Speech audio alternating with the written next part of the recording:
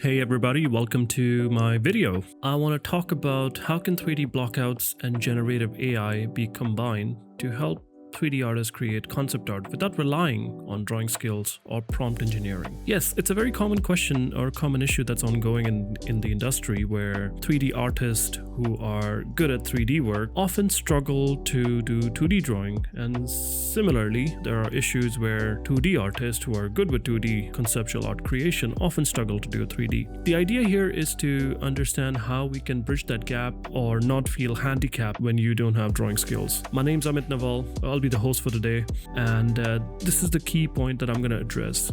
Now, speaking from my personal experience, I've been working in the 3D industry from 20 years, and I often struggle creating concept arts and drawing, and I always find myself handicapped with this situation. I have a certain idea, but I cannot put it on paper. With the modern day tools available, how we can use these modern day tools and apply that workflow to basically not feel handicapped. That's the idea here of this talk. So without any further ado, let's get started. So the concept that I'm going to work on, or the idea that I've shortlisted, is something from Naughty Dog and a very popular story called The Last of Us, created by Neil Druckmann. And I think Last of Us has some very interesting designs work. It's like abandoned, desolated cities where nature has taken over. These aesthetics are definitely very appealing to look at, and it comes to a 2D artist when they have to sit down and paint this thing. It will take a lot of time, and we're going to try to save a lot of production time with the techniques that we are going to explore today. And let's hope we come to a conclusion that this is a interesting way to find a workflow and make artists more empowered. For this, we will be using 3D Studio Max V-Ray. We won't be using any rendering, but we will be using some assets from Cosmo to help build us some Blockout. And the most important one will be tyFlow. The reason why we'll be going for tyFlow is tyFlow comes with stable diffusion inbuilt, and that entirely embeds a AI engine into your software. So it's absolutely free. Just head to this website and you can download it. A free version should suffice for this demo. You don't need a paid version or anything. And it gives us full exploration option for stable diffusion. So tyFlow will be one of the most important things. So just ensure that you download, install it, and then run the comfy UI setup so you will have stable diffusion ready with you, and we can get this exploration started. So for this, I had a certain design in mind. Again, I'm just going to try to scribble them down just so that we have a little reference idea. I want to do a street which is completely abandoned, just exactly like Last of Us style. We have abandoned cars. We're going to have some trees, the nature taking over. Now, when you look at my scribbles or my drawings that I'm doing, this is not good enough to showcase an idea to a client. And this definitely needs more refinement if you think about it. And of course, I'm terrible at drawing. But what I do have is just a placement idea that, hey, this is how my composition would be. This is how I'm going to place things, and my buildings will be mounted, or where my car placement will be, and every other element such as street, sidewalk, etc. So I have a little visual cue, but I don't have a strong skill set where I can draw these drawings with a great perfection as it would be expected in an industry or at a client level. So in 3D Studio Max, I begin my project with the unit setup and a human reference. This is the most foundational thing that you must do. Whatever unit system you prefer, I'm more of a metric person, so I start up with a human reference in my scene. As you can see, I'm just creating a simple box, but just inputting the right values like a height of 183 centimeters, a width of 0.5 and depth of 0.3. And that just gives me like a nice human scale, which adds as a good proportion measuring point. Now I'm going to start off with a box, which will represent one of the buildings. And the reason why I'm able to do this quickly is because I had a little SketchUp done before this. So I have a little idea on which direction my composition will be headed. So now I'm comparing this building to the human that's standing next to it. At this stage, I'm not worried about the scale of the building because I'm kind of eyeballing it. That human reference is really helping me out. And just getting a little idea that how big this building would be in comparison to the human scale. And if you also notice, I don't care much about the depth because I'm not going to see that in the camera. So I primarily just focus on what's visible in the camera, and the rest I don't worry about it. And here all I'm doing is just making a couple of copies, changing the scale, and I got 3 buildings done and just simply going to make a whole array of these, just, you know, moving them back and forward, changing their measurements. That's a very quick way to go about blocking this thing out. The next thing I'm also going to do is I'm going to push this all on the opposite side, because remember we're trying to do a street. So we need to have building on the other side as well. Again, like at this stage, we're not looking at perfection. We're just looking to do a quick job at this. As you can see, like we have a very decent looking street view created now. The only thing that's missing is the floor. We can't have this building floating midair. So from the top view, I'm just going to go in, quickly create a plane, and that will give all these buildings a floor to stand on, which is quite essential, because if you think about your design, we're doing a street, it needs tarmac, it needs sidewalk. So here I'm using a little bit of edit poly skills. I'm just adding these vertical lines because I'm going to create like a subtle dip, which will help me create a street and a pavement or a sidewalk. So here I'm just going to select this polygon, extrude it downwards just by a simple shift and move tool. And there we go, we get a little bit of dip created. And now you can see my camera composition looks a bit more interesting. I'm just adjusting the height a little bit. I just feel it's a bit too deeper. And now I am going to just take some random buildings and just try to scale them and make some variation basically, so they all don't look the same. So that's precisely what I'm trying to do. And you can see like my camera composition looks a bit interesting. So I'm just primarily focused on camera, nothing else, as that is our primary objective, that to ensure everything looks perfect on camera. So here I'm activating tyDiffusion, and we're just going to go in quickly and add a prompt in the generate tab, and I'm just going to say New York City for now, just quick, simple and easy, and just hit generate. Let's just see what diffusion does for us. And I'm keeping my models very simple. I'm just keeping it at epic realism at 1.5.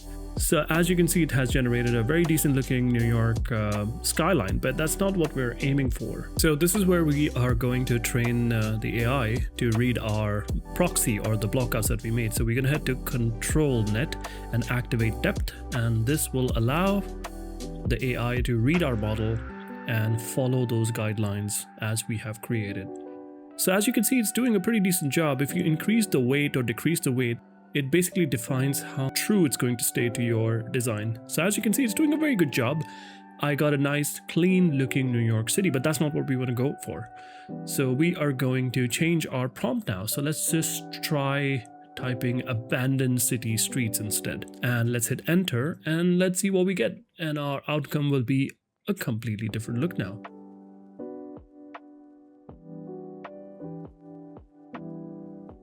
As you all can see, we're getting a nice abandoned city look, which is quite nice. And you can also see it's reading our designs, which is pretty cool.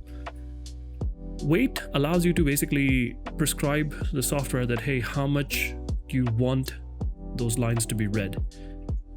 And I'm also now going to go to Cosmo and get myself like a pre-made asset or something that we're going to throw in just to signify there's a vehicle or something sitting in the street.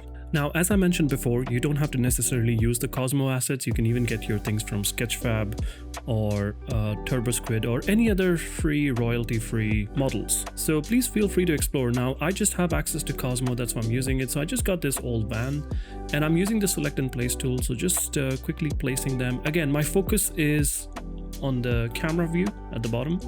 So I'm using the top view just to place, but I'm constantly looking at my camera view, that what looks better in the camera, and I'm just trying to place them. So I place one of the cars behind, and I'm also getting rid of this human reference. I don't need it. I also made some small tweaks to my prompts this time. So instead of just keeping an abandoned city, I made some tweaks such as I wrote abandoned city, old rusted car, falling leaves, excessive vines growing on buildings, add mist, etc. And it kind of started creating a more interesting visual look for me now. And I'm liking the direction that we're headed. Again, it's not perfect. Perfection comes with time. And also pay attention, I've given some negative prompts. I don't want there to be blurry, noisy, low quality watermarked images. And here's my better update, a newer revision. So now, as you can see, it's done a pretty good job, but it's still not 100% on the Last of Us direction that we want to go to. At this stage, I decided to add some more assets. So I just went down to Cosmos and grabbed myself some garbage bins, some roadblocks, etc., and just started to place them around. And yeah, again, just following the same idea. I'm just placing using the select and place tool because the pivot points are very nicely adjusted on these objects. So I'm just adding some roadblocks, and I'm just thinking about like how it would be if this place was abandoned. Maybe before that there was chaos, and thinking from that perspective, they would have had roadblocks and stuff at a lot of places, garbage bins, so on, and yeah, just placing, experimenting based on my camera that how this should develop. And the moment I hit generate, now we can see a much more better visual style that's being generated, which is quite cool. And those roadblocks and dumpsters are definitely adding more to the visual theme. I'm also realizing that this needs more greenery. Like there's not a lot happening on the buildings, so I need to work on that as well. So let's try to import some trees at this stage.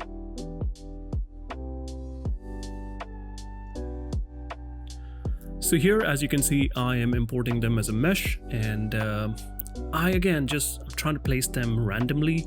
I'm trying to stick some of those trees on the building as well. I know it's a bit weird, but the idea is to contribute to the silhouette of the building because I want some like trees growing out of the buildings, etc.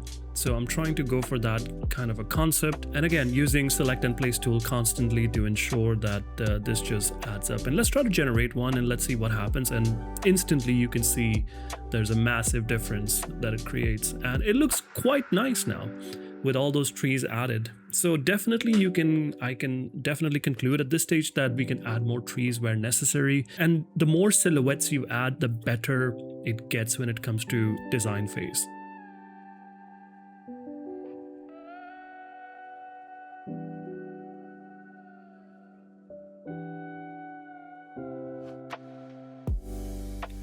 Now, since we're quite close to the Last of Us look that we're trying to go for, the last nail to the coffin would be to use ControlNet and use IP adapter. And you can add an image that you may have downloaded from the internet. I have one image downloaded for Last of Us from the internet, and I will just go in, load that image in, and let my AI engine read that image as a base and try to adapt to the colors, the lighting mood of that image into our concept art. And here we go. We can see it's done a very good job. We got beautiful color scheme from that concept art that we inputted there. And I'm liking the direction where it's headed. Let's try a couple more generations. Of course, we do see some flaws here and there, but so far it did a brilliant job at generating the Last of Us style. So here I'm trying to experiment with different styles, different visual styles, because right now we have a decent generation, but we're going to try a different custom style. Let's try maybe something that's more on the hyper-real ground, and you can see it generates a whole different look, and which is interesting. And then we can try something more surreal, and which is also quite nice. And again, different generation, different weight painting allows you to control this better. You can even create a line art out of it. I'm trying to go for more of a fantasy route, which I kind of like the lighting over there. I also like the way it generated. I mean, this one's not the best, but and yeah, let's try some more experiments. So this is the beauty about AI that I feel that it really empowers an artist who does not have drawing skill. However, there are a lot of flaws in this design. I would never say that AI does a perfect job, but this is where the 2D artist can come into play, where we can see that we have done a quick execution of an idea, and the 2D artist can sit down and fine-tune this even further to ensure that it fits the aesthetics of or the requirements of the client.